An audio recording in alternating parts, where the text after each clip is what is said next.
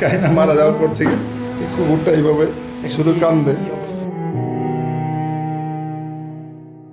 ঘরের দরজাটা এখনো আগের মতোই আছে, জানালার পাশে রাখা পড়ার টেবিলটাও বদলাই যায়নি।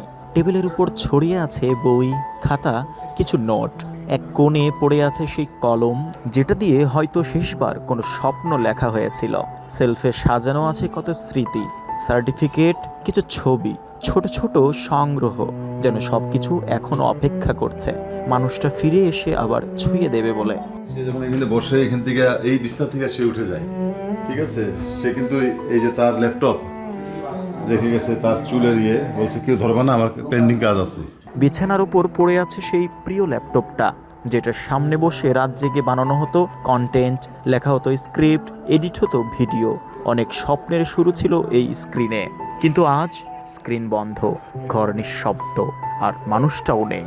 শুধু একজন এখন অপেক্ষা করছে, বাড়ির সামনে বসে আছে বিট্টু।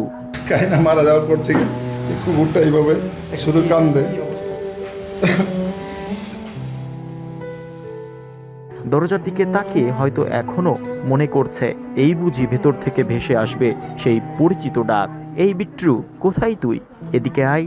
হয়তো এখনো ভাবছে একটু পরেই মাথায় হাত বুলিয়ে দেওয়া হবে, খাবার দেয়া হবে, আদর করা হবে আগের মতো। কিন্তু বিট্টু জানে না তার প্রিয় মানুষটা আর ফিরবে না। সে ঘুমিয়ে আছে খুব গভীর এক ঘুমে, আর এই ঘর, এই বই, এই ল্যাপটপ, এই অপেক্ষা, সবকিছু মিলে আজ শুধু একটা কথাই বলছে, কিছু মানুষ চলে যায়, কিন্তু তাদের জন্য অপেক্ষা থেমে থাকে না। কবি বিষ্ণুদের সেই বিখ্যাত পঙ্গক্তি মনে পড়ে যায়, তুমি কি কেবলই স্মৃতি।